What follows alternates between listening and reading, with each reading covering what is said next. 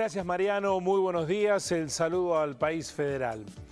La economía está pendiente de una discusión a nivel macroeconómico relacionada con la negociación que se lleva adelante con los acreedores privados. Ese pareciera ser el ábrete sésamo para comenzar a pensar cómo salir de la crítica situación que atraviesa nuestra economía en un drama mundial, global, como es la caída de toda la actividad productiva a raíz del problema de la pandemia. Lo cierto es que Argentina ha sido mirada con atención producto de las decisiones rápidas que se tomó para asistir a los sectores más afectados por la cuarentena estricta del comienzo y la flexibilización que se ha ido de a poco dando, pese a que los números del coronavirus no ceden y siguen preocupando en distintos distritos de la República Argentina.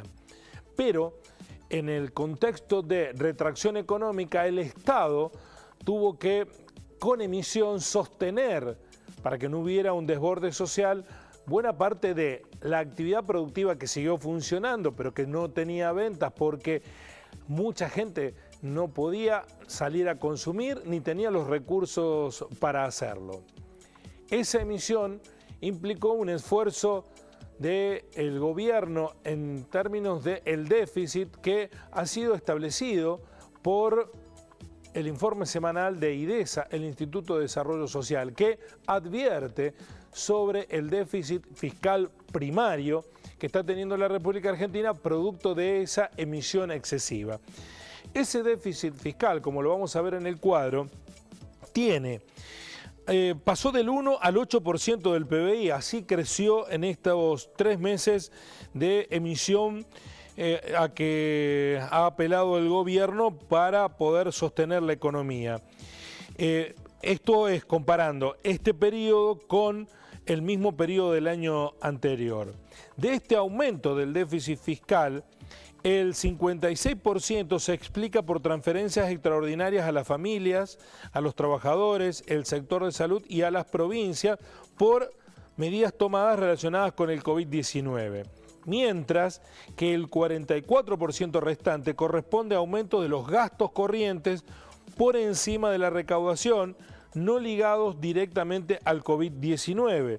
Esos gastos corrientes son los que el Estado ha debido asumir, insisto, por encima o por fuera de lo que el costo del COVID-19 tiene para la economía de nuestro país. Y ahí se enciende una luz de preocupación porque el 56% va a ser reducido cuando el COVID pase y no se necesita más recursos para asistir a través del IFE o a través de los ATP a los gobiernos provinciales o de las ayudas a las empresas. Pero cuando esto pase, ese 56% va a ser licuado por la propia actividad económica. El otro 44% ha quedado muy activo, muy constante, producto de una combinación de múltiples razones de orden económica. Primero, que el Estado no ha podido ordenar administrativamente su propio organigrama, dado que estamos en el medio de la pandemia y es prácticamente imposible repensar un organigrama para reducir costos. Las cuentas fiscales están degradadas también en este sentido. Los ortodoxos de la economía proponen obturar, ¿no?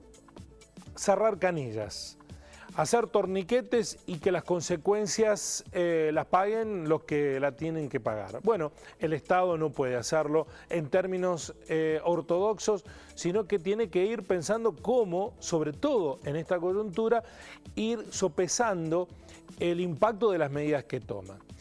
Claro está, todo esto será motivo de discusión respecto de los tiempos que vendrán cuando se resuelvan dos situaciones. Primero, es indispensable que pase la pandemia y encontremos un camino de solución a esta crisis sanitaria. Y segundo, que se arregle con los acreedores. Primero los privados y luego los organismos multilaterales como el Fondo Monetario Internacional, al que también tenemos que acudir para que nos dé periodos de tiempo y quita de intereses o de capital para asumir nuestros compromisos. Esa deuda que se tomó y se dilapidó en fuga de capitales y hoy estamos pagando en medio de la pandemia sus consecuencias.